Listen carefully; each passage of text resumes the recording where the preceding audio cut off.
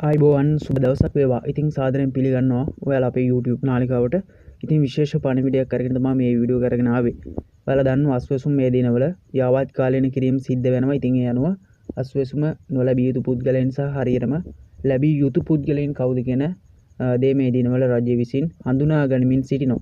ඉතින් ඒ නිසා ඔයාලට මම මේ වීඩියෝ එකෙන් කතා කරන්නේ මේ අප්ඩේට් එකෙන් පස්සේ මේ තොරතුරු යාවත් කාලීන කිරීමෙන් පස්සේ ඔයා බොරුතුරුතුරු ලබා දීලා තිබ්බනම් ඔයාගේ අස්වැසුම අනිවාර්යෙන් කැපෙනවා. ඒ වගේම ඔයා අස්වැසුම අහිමි වෙලා ඉඳලා අභියාචනාවක් දාපු කෙනෙක් නම් නැවත ඔයාට ඒ කැපුණු අස්වැසුම ලැබෙන්න උනත් පුළුවන්. ඉතින් ඒ නිසා ඔයාලා අනිවාර්යයෙන්ම මෙන්න මේ අප්ඩේට් එක සම්බන්ධයෙන් දැනගෙන ඉන්නට ඕනේ.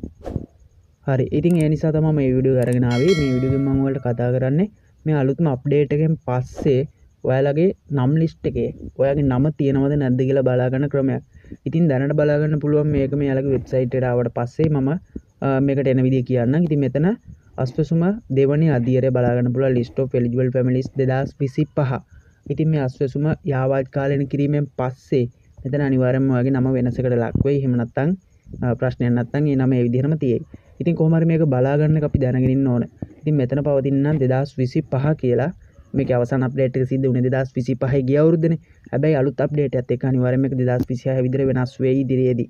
ඉතින් එහෙම වුණාට පස්සේ ඔයාලට මෙතනට ඇවිල්ලා බලා ගන්න පුළුවන් ඔයාගේ නම තාම පවතිනවද අස්වැසුමෙන් සාධාරණම කැපිලා ගිහින් තියෙනවද කියලා. ඉතින් මුලින්ම කියන්නම් මේකට එන විදිහ ඔයාලා wbb.gov.lk කියන මේ ඔෆිෂියල් වෙබ්සයිට් එකට එන්න.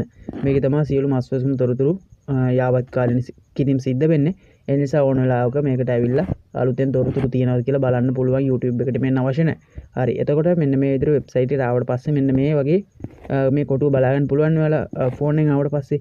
ඉතින් මෙතන මේ ක්ලික් මේ කියන දේ මෙන්න මේ නිල් පාට කොටුව උඩ එකපාරක් මෙන්න මේ විදිහට ටච් කර ගන්න ඕනේ. ඉතින් ටච් කරගත්ත පස්සේ මෙන්න මේ වගේ ප්‍රොසෙසිං එකක් ගිහිල්ලා මේ වගේ තැනකට ඔයා ඕපන් වෙයි.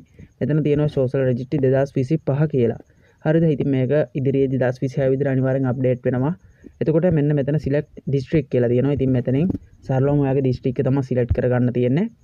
ඉතින් මම මෙතන උදාහරණයක් විදිහට මේ විදිහට අනුරාධපුර කියන district එක මේ විදිහට select කරගන්නවා. ඉතින් district එක select කරාට පස්සේ division එක එනවා.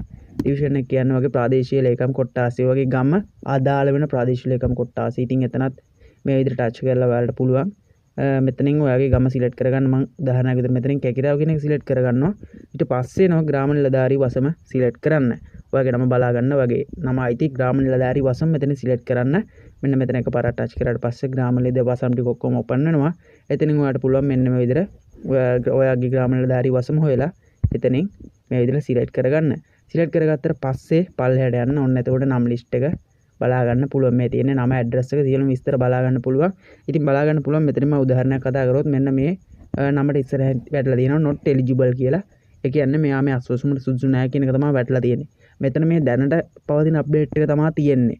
මේක ඉදිරියේදී වෙනස් වෙයි. ඉදිරියේදී වෙනස් වුණොත් දැන් උදාහරණයක් විදිහට මේ not eligible කියන පුද්ගලයා අභියාචනාවක් දාලා තියෙනවා කියන්නකෝ. ඊට පස්සේ අභියාචනාව සලකා බැලුවට පස්සේ මෙයාට අස්වැසුම දෙන්න ඕනේ කියලා රජෙන් තීරණය කළොත් මෙතන මේ eligible කියන එක අනිවාර්යෙන් වැටෙනවා. මේ කොළ පාටින් eligible කියලා තියෙන්නේ අස්වැසුම සුදුසුකම් ලැබුව කෙනෙක්. එතකොට මෙයා not eligible නේ. ඉතින් මෙයා යම් හේකින් සුදුසුකම් ලැබුවොත් ඉදිරියේදී මෙයාත් eligible බවට පත් වෙනවා. ඒ වගේ මෙන්න මේ කැටගරි එකේ මෙන්න මේ තීරුවේදී ඔයාලට ඔය අයිති වුණ කාණ්ඩේ බලා ගන්න පුළුවන්. ඉතින් vulnerable poor survey poor ඉතින් මෙන්න මේ විදිහට බලා ගන්න පුළුවන්. දුප්පත්ද අන්ත දිලිඳුද එහෙම නැත්නම් වෙනත් කාණ්ඩයක් තියෙනවා නම් ඒ අදාළ වන කාණ්ඩේ මෙතනදී බලා ගන්න පුළුවන්.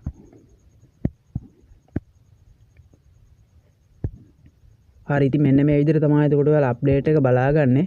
මම හිතනවා මේ වීඩියෝ එක ඔයාලට වැදගත් වෙන්නද කියලා. මේ තොරතුරු යාවත් කාලීන කිරීමෙන් පස්සේ අනිවාර්යයෙන්ම ලොකු අප්ඩේට් එකක් වෙන්න තියෙනවා. ඉතින් ඒ අප්ඩේට් එකෙන් පස්සේ අනිවාර්යයෙන් මේ විදිහට බලාගන්න. එහෙම නැත්නම් ඔයාගේ මුදල් ලැබීමක් සිද්ධ වුණොත් කියන්නේ ඔයාගේ අස්වැසුම අභියාචනාව කම්ප්ලීට් වෙලා ඒක සක්සස් වෙලා ඔයාලට නැවත අස්වැසුම මුදල් ටික ලැබෙන්න ගත්තොත් ඔයා දන්නේ නැහනේ.